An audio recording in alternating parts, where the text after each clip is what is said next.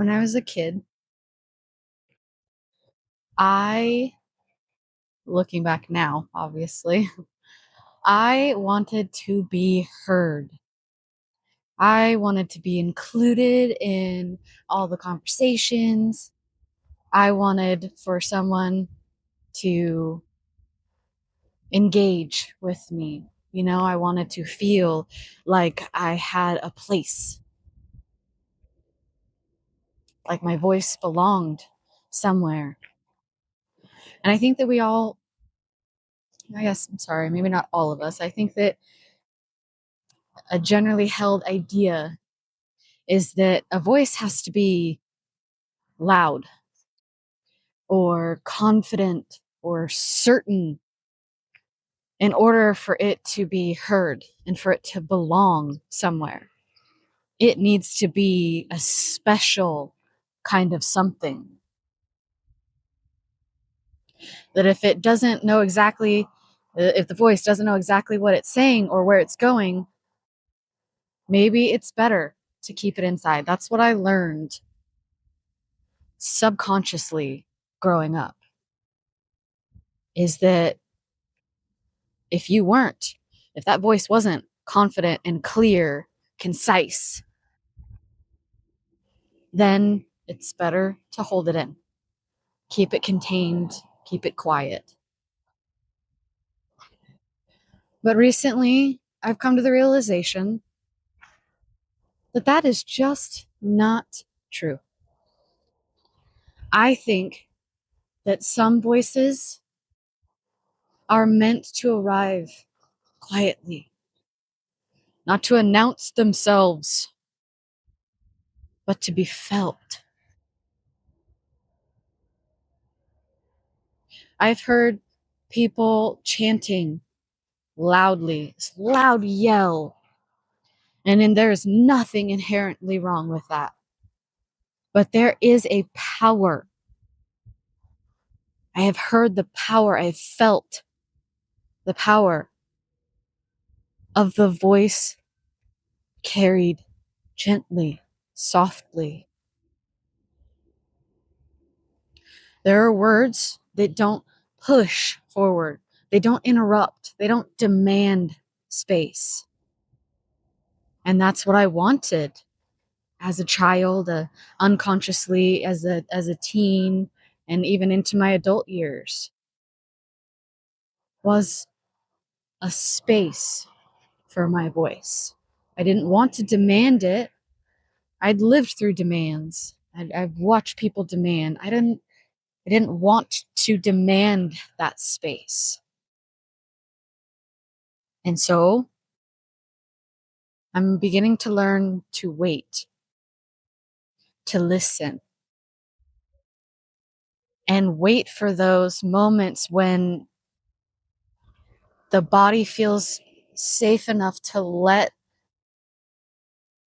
that voice speak. For the longest time, my voice lived mostly inside me because I shoved her down and I put her in there. I didn't lock her away, but I didn't let her speak quietly. With my upbringing, I learned that quietness was weakness. And so while I wanted a space for myself, I learned that the only way that you get it is by being loud. And so I kept her inside and safe in my quiet space. And it wasn't because I didn't have anything to say, but I think it was because what I was carrying needed time and needed time to settle, time to find its shape, and time to be held before it could be spoken. So that's what I'm doing now. Because somewhere along the way, I started to confuse quiet with absence. I unconsciously told myself that if my voice wasn't clear or strong or polished, if it couldn't stand up to someone poking a finger or tossing back their words, if it couldn't be strong enough, then maybe it didn't belong anywhere at all. But I see it differently now. A quiet voice is not an incomplete one. It's a listening one. It's an observing one. It belongs in the pauses, in the in-between spaces, in the rooms that don't rush it to make sense, rush it to be fully clarified, rush it to be concise, rush it to be unarguable against. Maybe your voice has been quiet too, not gone, just waiting, waiting for a place that didn't ask it to perform, waiting for a pace that doesn't overwhelm it, waiting for permission to arrive just as it is. I have decided, even in this small little step of recording this audio, that I'm going to give my voice permission. It doesn't have to be a big thing. It doesn't have to be in front of a large crowd. It doesn't have to be huge. It can be.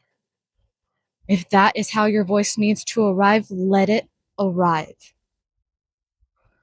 But if your voice needs to come quietly, that is okay too. Because I don't think that a voice needs an audience to belong. Sometimes it just needs a container, a place where it can land without being evaluated, without being fixed, without being hurried. Even if that's soft, even if it's like this is absolutely unsure, even if it's still becoming, because that is what my voice is. It is not done. It has not fully matured. It is still becoming. Just remember, and I'm continuing to try to remind myself, that your voice doesn't need to shout to matter. It doesn't have to explain itself to earn space. It belongs somewhere, simply because it exists. And maybe today, it belongs right here, between breaths. There's no conclusion here. There's no call to action. Just that this knowing here, this quiet, it's not the same as being invisible. And your voice, even in its softest form, matters, and it can rest here.